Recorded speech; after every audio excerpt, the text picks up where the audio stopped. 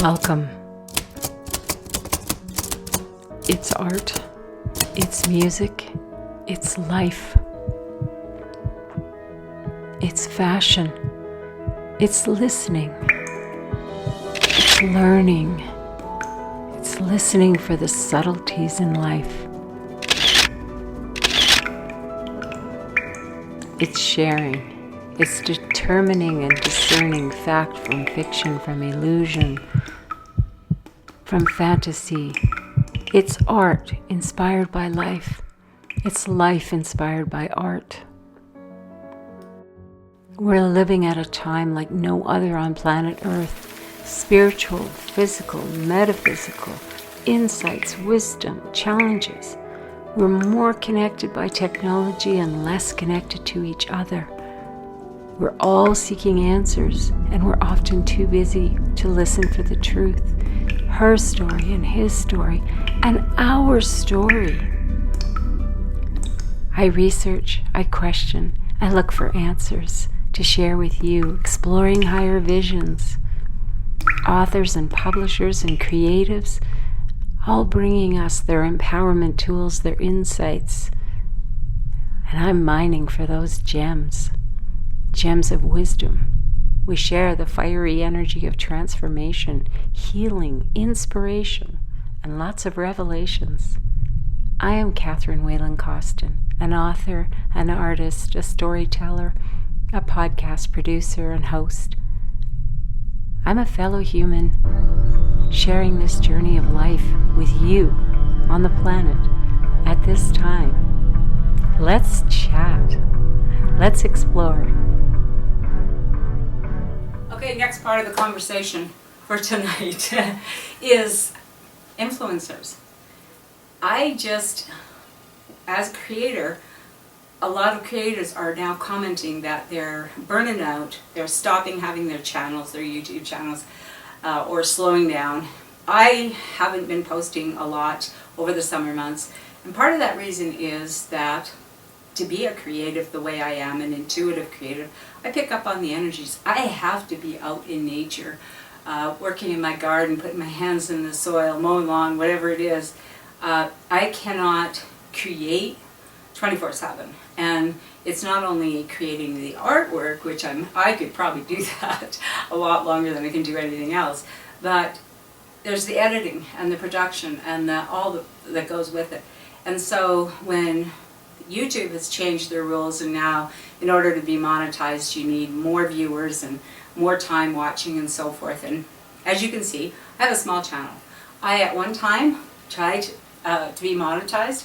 When I had Let's Get Real, chatting with Catherine, I had a lot of viewers and a lot of views on individual interviews that I did. And that was great. And somebody suggested, and YouTube asked me if I wanted to monetize, so I did.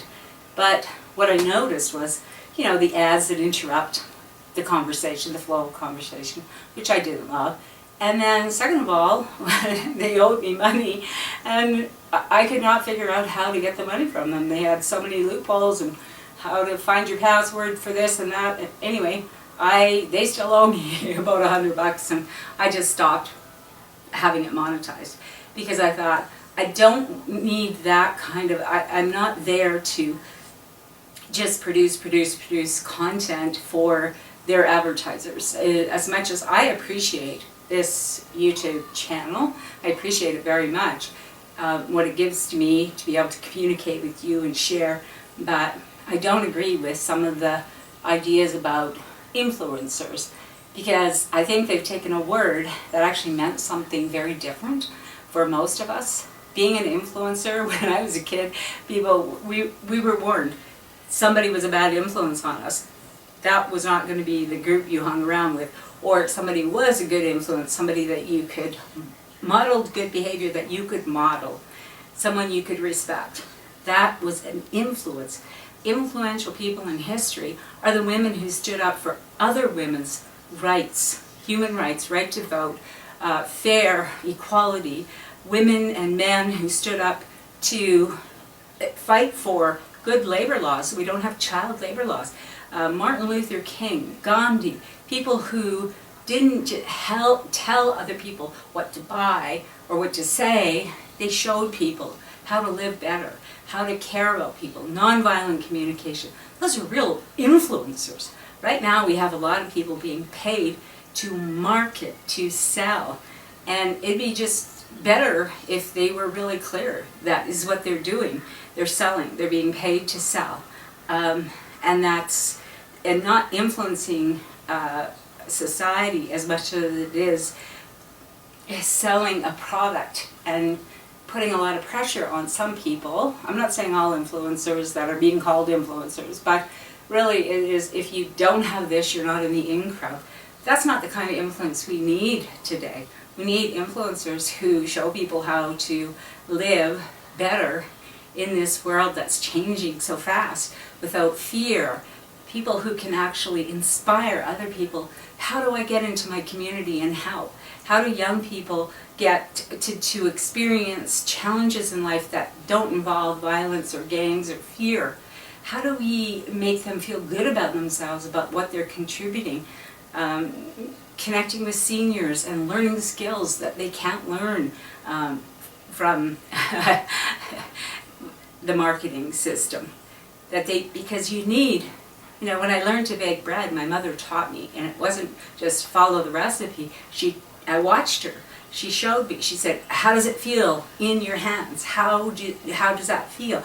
You have to make it feel a certain way before you can move to the next step." Those are things that can be taught by one human to another, and that's what human connection is so important. And I think art is part of that. Some people make art that's loud and really speaks to what you're seeing.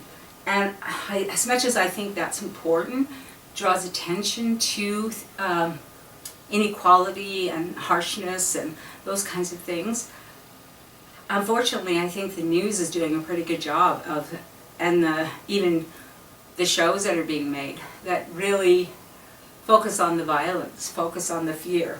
And I do think that fear, that hyped fear, is what makes people hate, because nobody likes to be in fear. And if somebody tells you the reason for your fear is this person or that group of people, then they can mine that and use it. I mean, that's what cults do, and I think it's something that we have to be really aware of.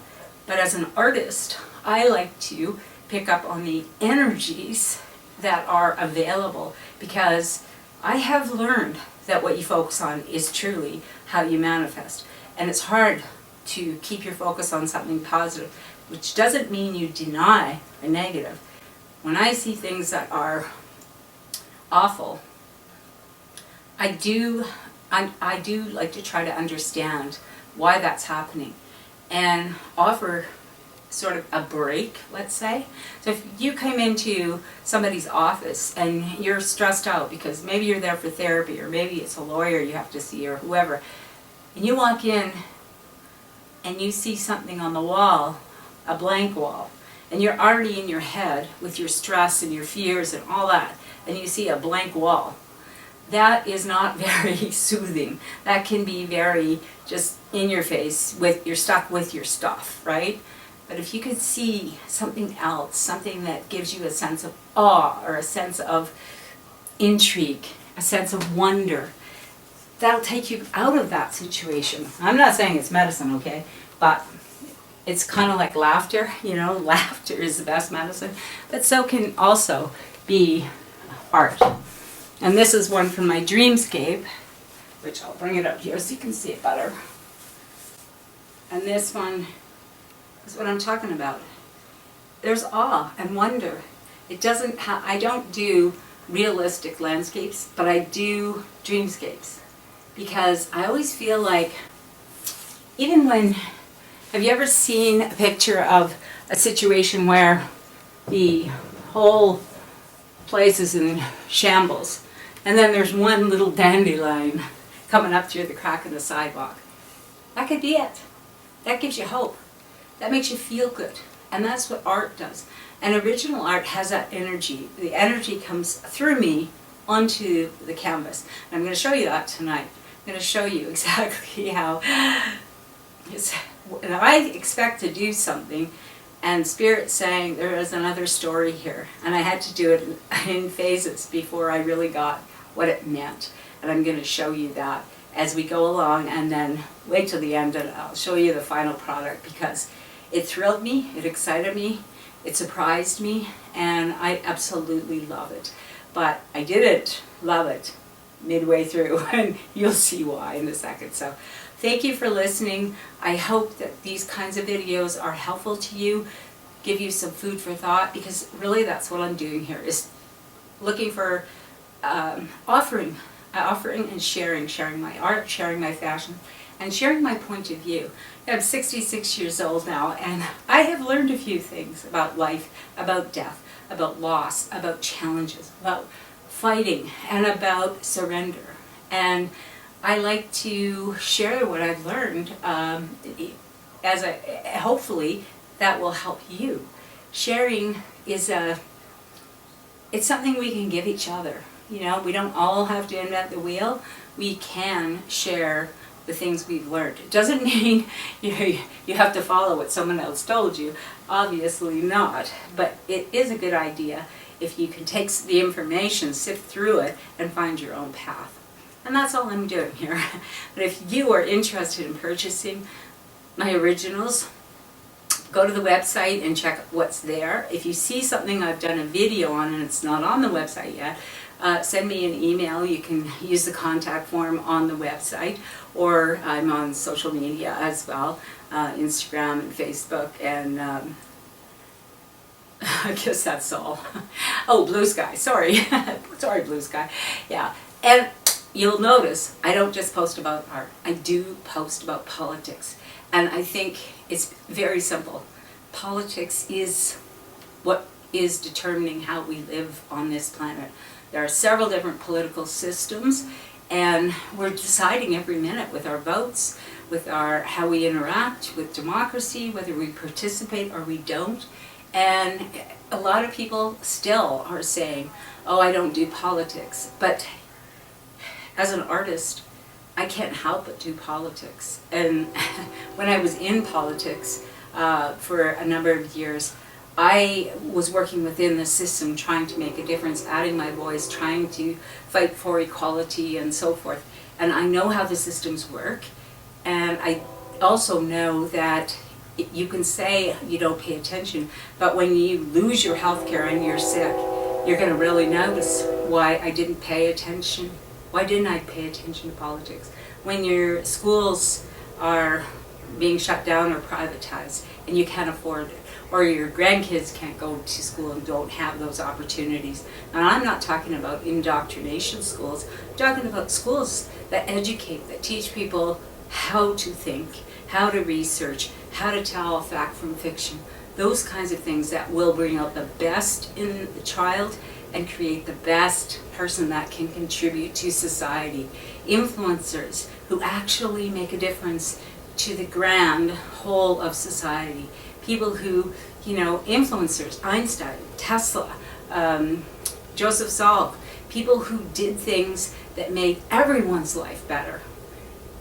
They didn't probably set out to do that, but they had the opportunity because they did have education that taught them how to explore, how to figure things out, how to have that emotional IQ and intellectual IQ. So anyway, politics, art, they do go together. We are all connected, and art is definitely part of it. Let's go. Let's paint.